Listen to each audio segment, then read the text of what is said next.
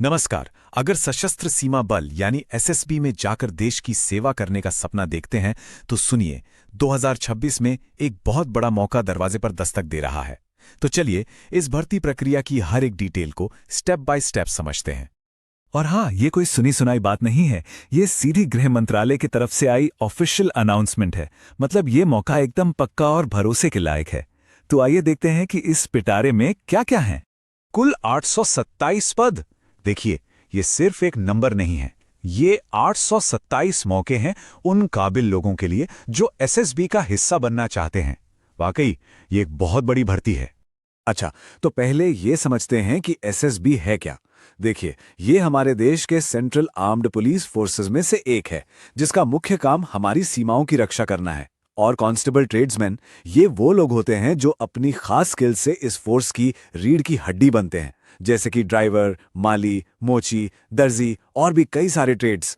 ये स्लाइड सबसे जरूरी है, तारीखें बिल्कुल मत भूलिएगा।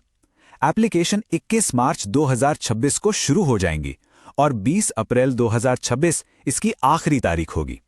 तो बेहतर है कि अपने कैलेंडर में इन डेट्स को अभी से मार्क कर लें। आगे की पूरी चर्चा को हमने इन 5 हिस्सों में बांटा है। पहले हम इस मौके को समझेंगे, फिर देखेंगे कि योग्यता क्या चाहिए, सिलेक्शन का 4 स्टेज वाला प्रोसेस क्या है, लिखित परीक्षा को पूरी तरह से डिकोड करेंगे और आखिर में तैयारी के लिए कुछ सॉलिड टिप्स पर बात करेंगे। तो चलिए सबसे पहले और सबसे जरूरी सवाल से ही शुरू करते हैं। क्या कोई इस भर्ती के लिए योग्य है? देखिए, किसी भी फॉर्म को भरने से पहले यह जानना बहुत ही जरूरी होता है। तो मोटी मोटी 3 शर्तें हैं। पहली, उम्मीदवार भारत का नागरिक हो। हालांकि कुछ पोस्ट्स पर नेपाल और भूटान के नागरिकों को भी मौका दिया गया है। और सबसे अहम, हर ट्रेड के लिए जो उम्र और पढ़ाई की शर्तें तय की गई हैं, उन्हें पूरा करना ही होगा। अब जरा इस टेबल पर ध्यान दीजिए।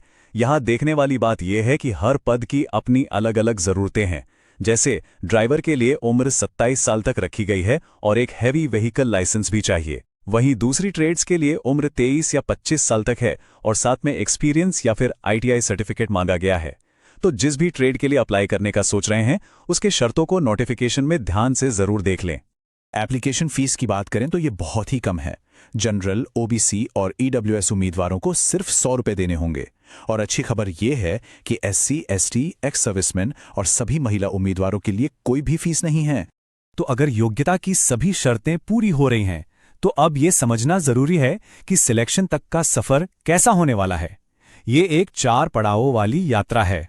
इस पूरी प्रक्रिया में 4 बड़े पड़ाव हैं।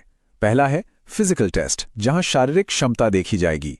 दूसरा है लिखित परीक्षा, जो कि सबसे ज्यादा इंपॉर्टेंट है। तीसरा, सारे डॉक्यूमेंट्स की जांच और आपके ट्रेड का स्किल टेस्ट। और सबसे आखिर में मेडिकल जांच होगी। पहले पड़ाव यानी फिजिकल टेस्ट के भी 2 हिस्से हैं। पहला है पीईटी, मतलब दौड़। पुरुषों के लिए 24 मिनट में 4.8 किलोमीटर और महिलाओं के लिए 18 मिनट में 2.4 किलोमीटर। इसके ठीक बाद होगा पीएसटी, जिसमें हाइट और चेस्ट का नाप लिया जाएगा।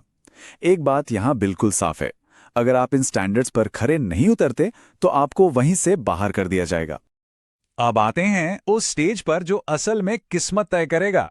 जी हां, लिखित परीक्षा। यही वो पड़ाव है जो फाइनल मेरिट लिस्ट में जगह बनाएगा या बिगाड़ेगा। ये एक कंप्यूटर बेस्ड टेस्ट होगा, जिसमें 4 सब्जेक्ट से कुल 100 सवाल पूछे जाएंगे और नंबर भी होंगे 100। आपको टाइम मिलेगा 2 घंटे यानी 120 मिनट। मतलब साफ है, हर सवाल के लिए 1 मिनट से थोड़ा ही ज्यादा टाइम मिलेगा। तो यहां स्पीड और एक्यूरेसी दोनों का खेल है।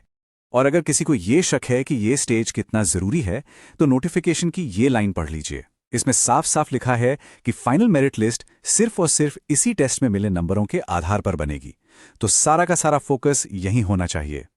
अच्छा, अब जरा सिलेबस को थोड़ा करीब से देख लेते हैं। जनरल नॉलेज में देश दुनिया की ताजा खबरों से लेकर इतिहास, भूगोल, संविधान और जनरल साइंस तक सब पर नजर रखनी होगी। यह सेक्शन काफी बड़ा और फैला हुआ है। गणित में 10वीं क्लास तक के बेसिक कॉन्सेप्ट्स पर ही फोकस रहेगा, जैसे परसेंटेज, प्रॉफिट लॉस, एवरेज। इन टॉपिक्स पर अच्छी पकड़ बनानी होगी। मतलब जितनी प्रैक्टिस करेंगे उतना ही फायदा होगा। रीजनिंग का सेक्शन आपकी लॉजिकल सोच को परखेगा। इसमें कोडिंग, डिकोडिंग, ब्लड रिलेशन और सीरीज जैसे सवाल देखने को मिलेंगे। अगर इसकी अच्छे से तैयारी की जाए तो ये एक बहुत स्कोरिंग सेक्शन हो सकता है।